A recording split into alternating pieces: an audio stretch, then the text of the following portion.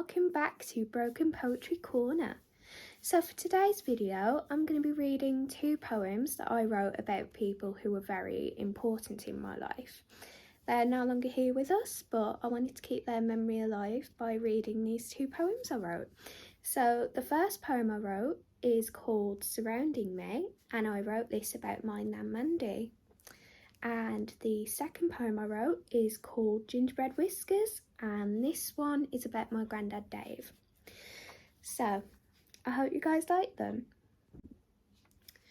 Goes without saying that you probably know the drill by now, but I'll put pictures of the poems in this video so you can still read along while I'm doing the voiceovers to them. So without further ado, let's get started with Surrounding Me. Surrounding Me. You've been gone for years, but it feels like a century. 5 years fraught with fear, none of us able to see a world without you here. We miss your laugh that bubbled through the air, the way you squinted through your glasses and your playful scolding of the cat. We learned that hot July day that life isn't fair, and with every year that passes, we're still learning to accept that. Even though you're gone, I can feel you surrounding me. You're here to reassure, not to haunt, and I can hear your voice in my ear saying, "Stop your blarting," so I don't lose my way in this morning. Gingerbread Whiskers. Gingerbread whiskers, gumdrop smile with a hint of whiskey, caramel eyes with a hint of cocoa.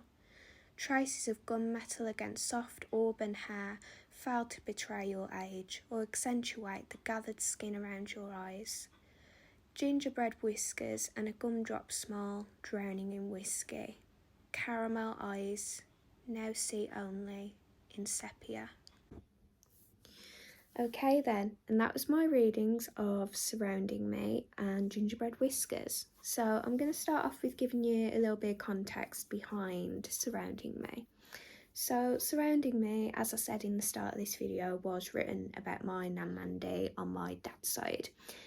And she passed away 5 years ago from a sudden heart attack, and it devastated all of us because we never saw it coming. We only spoke to her the day before.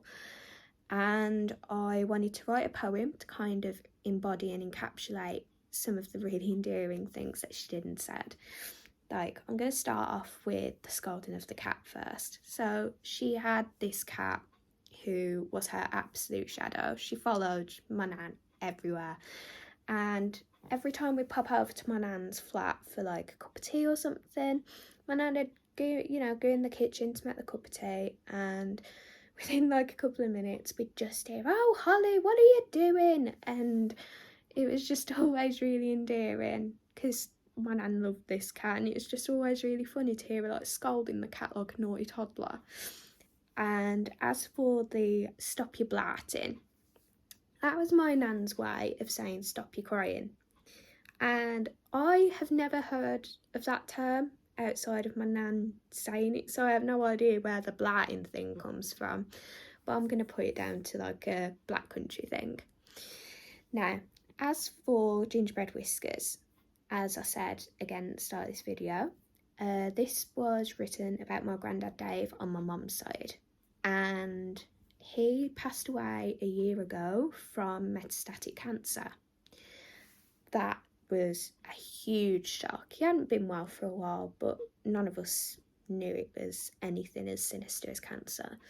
So in my grief of him, I wanted to write a poem about what made him so special.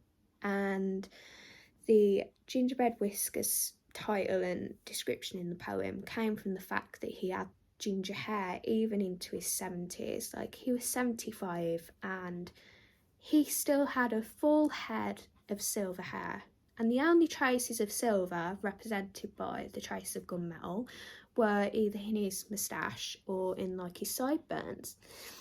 And the gumdrop smile I wanted to represent he just had this really cheeky smile, and if anyone who saw it would just want to smile as well.